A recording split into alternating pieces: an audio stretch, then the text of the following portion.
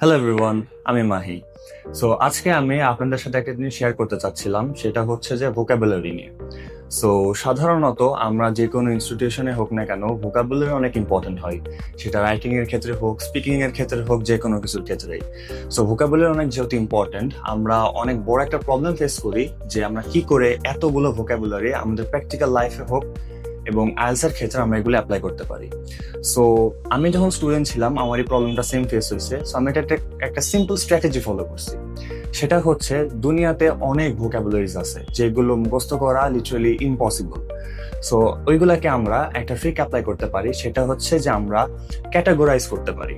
So আমাদের সাধারণত দিনের লাইফে অনেক প্রবলেমস লাইক অনেক সাবজেক্টস আছে, অনেক টপিকস আছে, যেমন education, sports or anything like science related topic, anything.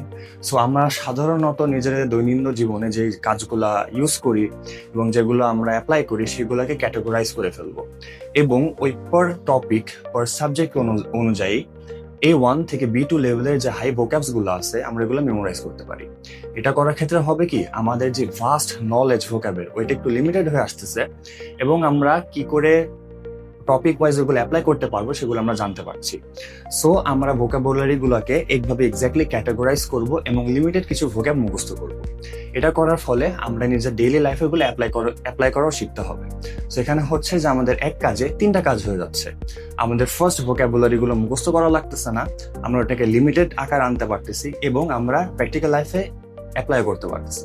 So এখানে আমাদের স্পিকিং ইমপ্রুভ হচ্ছে, আমাদের রাইটিং ইমপ্রুভ হচ্ছে, এমনকি আমাদের এডুকেশন কোয়ালিফিকেশনের ক্ষেত্রে যে লেক্সিক্যাল রিসোর্স ইম্পর্টেন্ট হয় ওইটাও কমপ্লিট হচ্ছে। ধন্যবাদ।